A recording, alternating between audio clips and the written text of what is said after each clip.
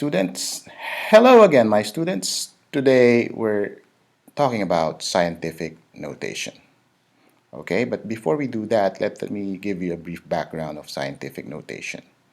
Well, scientific notation is a way of expressing big numbers, real big numbers, or real small number into a much simpler form. And it's conveniently written in decimal form. This method is being used by scientists, mathematicians, engineers, so that they can express large numbers into a much more manageable way or simpler way so that people can understand or their staff can understand. So, in essence, scientific notation is a method of writing or displaying numbers in terms of a decimal number between 1 and 10, and it's multiplied by the powers of 10. Got it? So you're going to see this format on a constant way in scientific notation. You're going to see this a lot. So let me give you an example. 17, for example, let's have 17 million. Okay? Now, in order to start, you are going to find first the decimal. And in this case, the decimal, if you don't see any decimal, the decimal is right there at the end of the digits. Okay? Always remember that. Always here. If you don't see the decimal, you always see it here. So, you're going to move the decimal and you're going to place the decimal in between the first number and the second number, or the second, first, and second number here. So you're going to move it 1, 2, 3, 4, 5, 6, 7. You're going to move it and put it in the middle of each of these digits, and you're going to put 1.7 since the decimal is in between 1 and 7, and you're going to place this times 10 to the 7th power. Got it? Let's have a small example. So this is example number 1.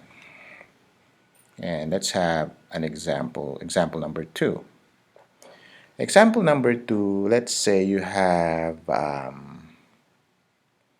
point 0, 0, 0, 0, 0, 0, 1, 7.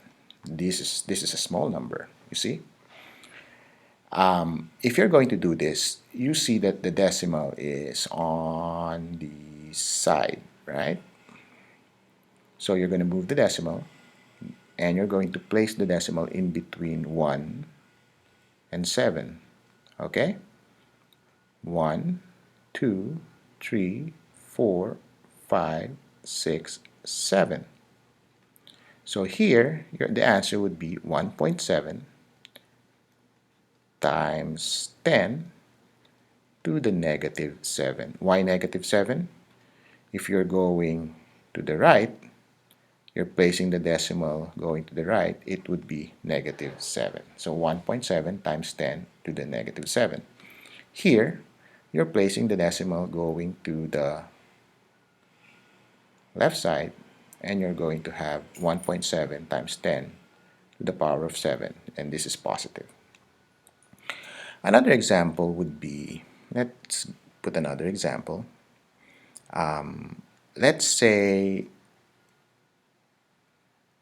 we're going to give you this type of example. 6.5 times 10 to the 8th power. Let's say this is the question. A scientific notation expressed in a standard form. Okay? So 6.5, now it's reverse. So you're going to put 6.5 over here, and you're going to move the decimal 8 places to the right. 1, 2, 3, 4, 5, 6, 7, 8.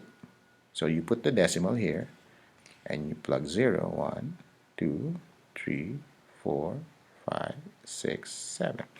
So your answer would be 65, 0, 0, 0, 0, 0, 0, 0.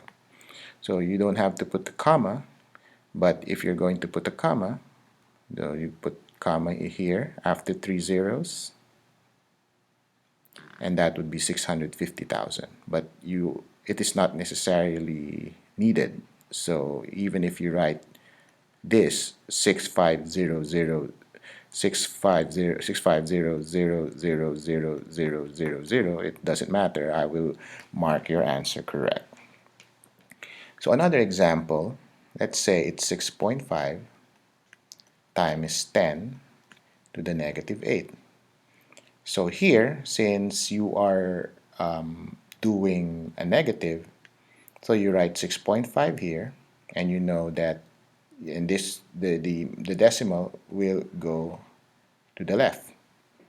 So you're going to count 8, 1, 2, 3, 4, 5, 6, 7, 8. The decimal is here. You put 0, and that would be your answer.